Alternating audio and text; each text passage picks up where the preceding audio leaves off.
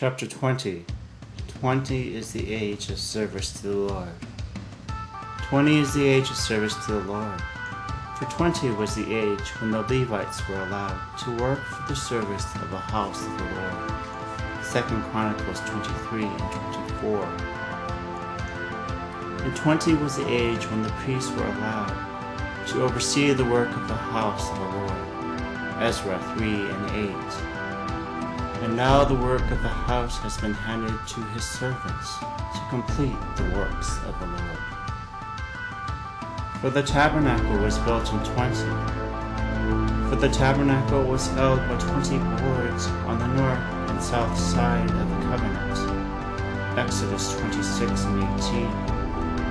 And the tabernacle was held up by 20 pillars, inserted by 20 sockets of brass. Exodus 27 and 10.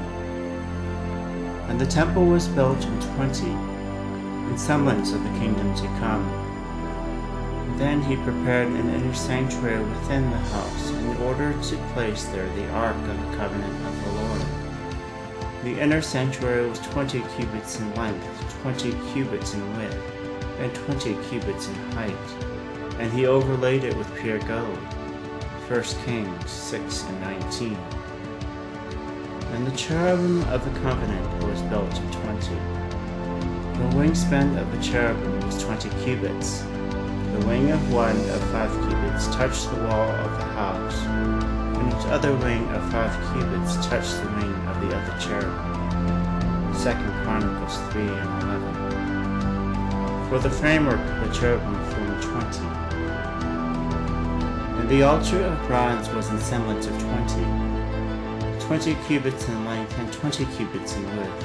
2 Chronicles 4 and 1. For in her was found the blood of the prophets and of saints and of all who had been slain on the earth. Revelation 18 and 24. For the prophet had foretold that the true temple would be 20. He measured its length 20 cubits and the width 20 cubits before the nave. And he said to me, "This is the most holy place." Ezekiel 41 and 4.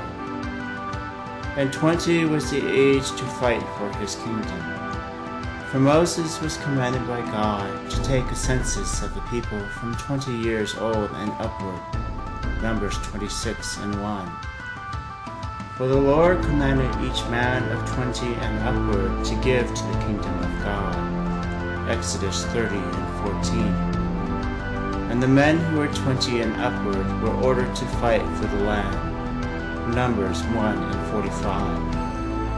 But when Israel marched into battle, the sons were great cowards in the land.